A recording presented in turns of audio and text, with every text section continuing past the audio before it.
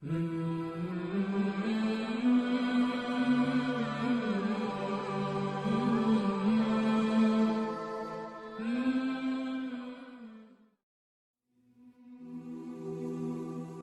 کرتا ہوں اللہ کے نام سے جو تمام جہانوں کا خالق و مالک ہے، جس نے ہمارے دلوں کو ایمان سے منور کیا۔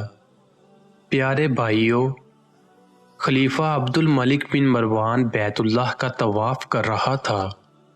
اس کی نظر ایک نوجوان پر پڑی جس کا چہرہ بہت پروقار تھا، مگر وہ لباس سے مسکین لگ رہا تھا۔ خلیفہ عبد الملک نے پوچھا، یہ نوجوان کون ہے؟ تو اسے بتایا گیا کہ اس نوجوان کا نام سالم ہے اور یہ سیدنا عبداللہ بن عمر رضی اللہ تعالی عنہ کا بیٹا اور سیدنا عمر بن خطاب رضی اللہ تعالی عنہ کا پوتا ہے۔ خلیفہ عبد الملک کو دھچکا لگا اور اس نے اس نوجوان کو بلا بھیجا۔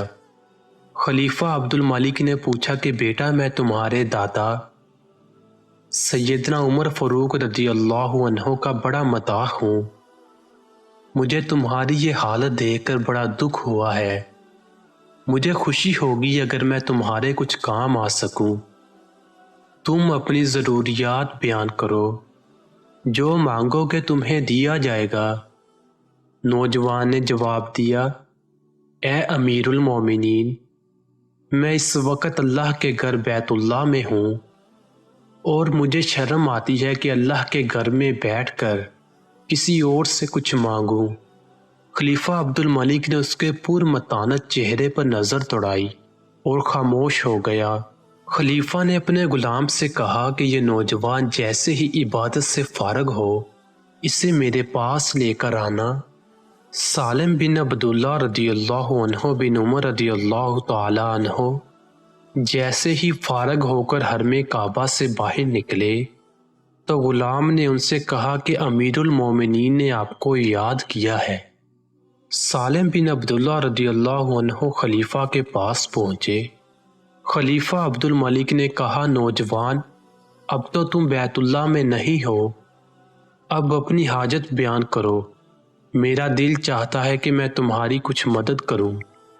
سالم بن عبداللہ رضی اللہ عنہ نے کہا، اے امیر المومنین، آپ میری کون سی ضرورت پوری کر سکتے ہیں، دنیاوی یا آخرت کی؟ امیر المومنین نے جواب دیا کہ میری دسترس میں تو دنیاوی مال و متاع ہی ہے۔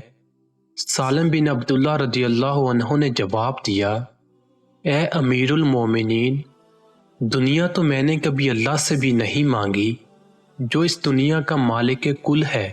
آپ سے کیا مانگوں گا؟ میری ضرورت اور پریشانی تو صرف آخرت کے حوالے سے ہے۔ اگر اس سلسلے میں آپ میری کچھ مدد کر سکتے ہیں تو میں بیان کرتا ہوں۔ خلیفہ حیران ہو کر رہ گیا اور کہنے لگا کہ نوجوان، یہ تو نہیں، تیرا خون بول رہا ہے۔ خلیفہ عبد الملک کو حیران چھوڑ کر سالم بن عبداللہ رضی اللہ عنہ وہاں سے نکلے اور حرم سے ملحقہ گلی میں داخل ہوئے اور نظروں سے اوجھل ہو گئے۔ یوں ایک نوجوان حاکم وقت کو آخرت کی تیاری کا بہت اچھا سبق دے گیا۔ کیا آپ سب نے بھی آخرت کے بارے میں کچھ سوچا؟ نہیں سوچا تو اللہ کے واسطے ابھی اسی لمحہ سے سوچیں، کیا پتہ اگلا لمحہ ہمیں نصیب ہو یا نہ ہو۔ اس پیغام کو دوسروں تک پہنچائیے تاکہ اللہ کسی کی زندگی کو آپ کے ذریعے بدل دے۔